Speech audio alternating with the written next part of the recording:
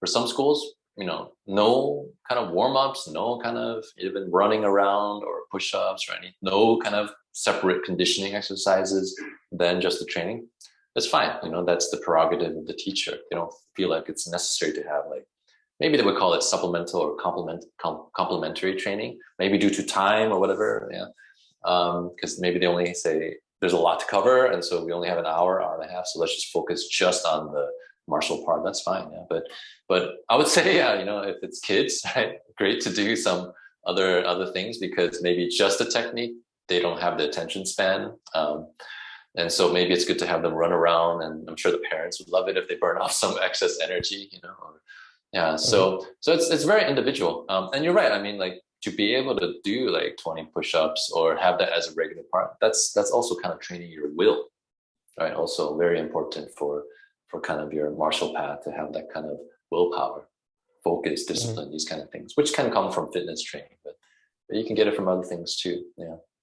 So, in some way I would say it's great if you have the time and the interest and the means to do non-martial motion conditioning for your skin, muscle, tendon, bones, cardiovascular, mind, right? Like for me, I do meditation. Is that exactly is that a martial movement? No, because I'm just sitting there, right, doing eyes closed with the meditation. So in a way, that's supplemental. So I would say that's not absolutely necessary too, right? But do I feel like it helps? I would say, yeah, to be able to kind of just turn on the switch and just focus, right? Because in a self-defense situation, right? I think you can avoid, actually, if you're awake, oh, okay, something is going on. So put the phone down and run, yeah? Or if you need to, if you're attacked, right? Instead of oh, what's going on, right? Boom, you're able to focus. Okay, the attack came from there. So it kind of increases my presence or my sensitivity. Now, is it necessary? No, it's not. So I'm kind of drawing a parallel to physical conditioning, as well as interoceptive or even breath work, learning how to regulate your breathing and control your autonomic nervous system so you don't overreact, right? So you're not getting palpitations in a stressful situation.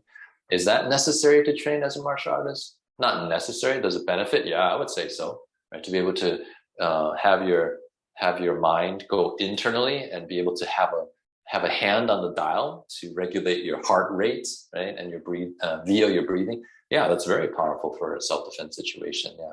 And maybe again, that can help you avoid it, right? So, but it's no replacement. Let's say it this way, this meditation training or breath work or conditioning, right? Doing pull-ups or push-ups. They are not substitutes, right? You can't just do that, right? So the priority is still, training your forms, training your techniques, your partner practice. And if you have time, then you can do, this conditioning, non-martial conditioning that, make your muscles stronger. And also maybe the internal conditioning, if you will, make your mental muscle stronger.